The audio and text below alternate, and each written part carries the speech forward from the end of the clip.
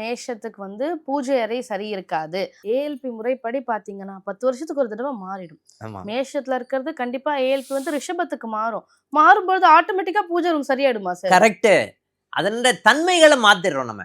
என்ன ம். பண்றோம்னு பாத்தீங்கன்னா, பூஜை அறையில அதை வைக்காதீங்க. நான் என்ன சொல்ல வரேன், நிறைய பேர் வந்து இது இடிங்க, உடைங்க அதெல்லாம் சொல்லுவாங்க. இப்ப அட்சய வாஸ்துல நம்ம என்ன சொல்றோம்னு பாத்தீங்கன்னா, இடிங்க, உடைங்கன்ற ஒரு விஷயத்துக்கே நம்ம போமாட்டோம். ம். சின்ன சின்ன ஆல்ட்ரேஷன் பண்ணுவதன் மூலமாக உங்களுடைய நிகழ்வுகள் எல்லாமே மாற்றி அமைக்கப்படும் அப்படின்ற ஒரு நிகழ்வு தான் ஃபர்ஸ்ட் விஷயம்.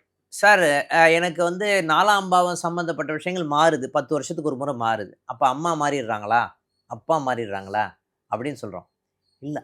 அம்மாவினுடைய உடல்நிலையில மாற்றம் இருக்கும். ஆமா.